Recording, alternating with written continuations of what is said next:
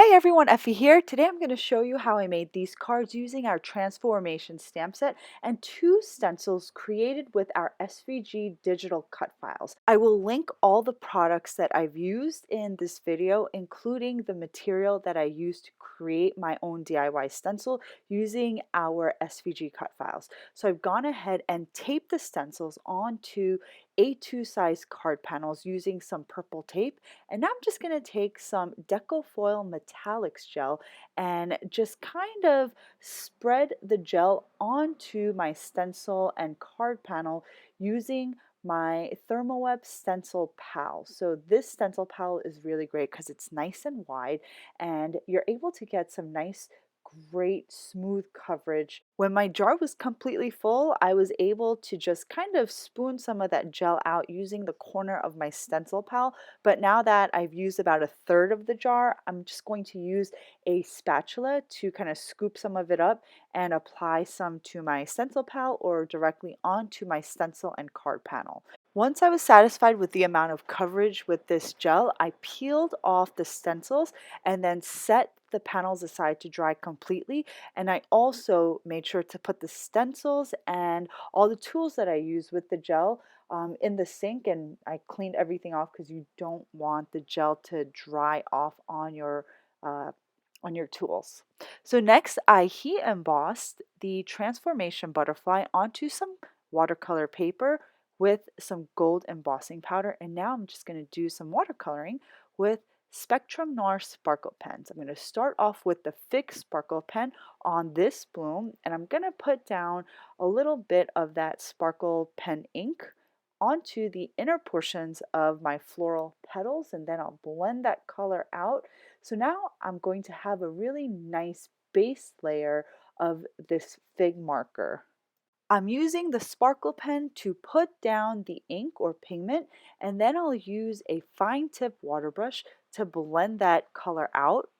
After I've applied a base layer of color, I'm going to go back with that sparkle pen and add deeper concentrations of color to the inner portions of the petal. And I'm actually also going to use a heart side sparkle pen to give my petals a warmer touch. After I watercolored one of the petals with the heart side pen, I wasn't really thrilled with the results, but at that point I couldn't turn back, so I just went ahead and colored in the entire floral and added that second tone, and it really didn't make or break the end result, and it looked okay, so I decided to just move on. So next I took my teacup sparkle pen and added that base layer of color to these flowers. I am going to go back and add a deeper color. I'm going to use the ocean wave for the deeper shading for these flowers, but I do that later. So next I'm just going to color in these two blooms with the fig marker, and I'm only going to use this one marker for these florals here. And now here you see me adding the ocean wave sparkle pen to the blue flowers, and this is just going to add a little bit of extra shading and depth.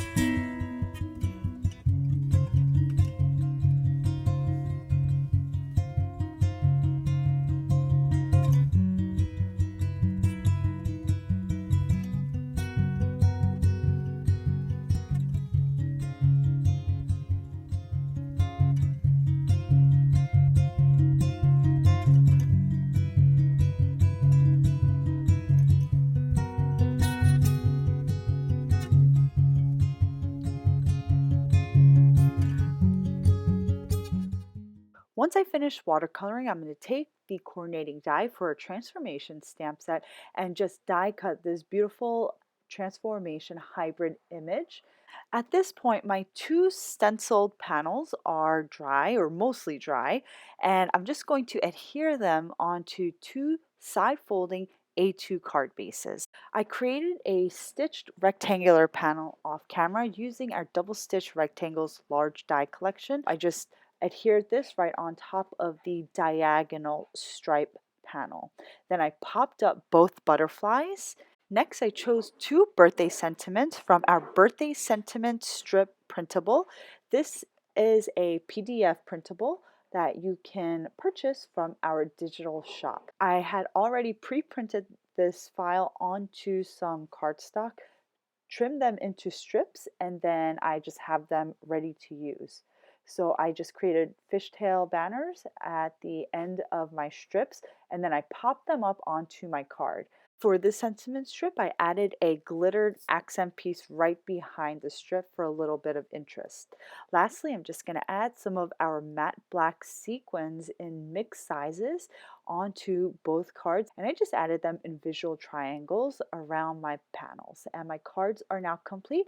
I hope you all enjoyed today's projects and videos. If you haven't done so already, be sure to subscribe to our YouTube channel because I update it weekly. Thanks for watching, guys. I'll see you next time.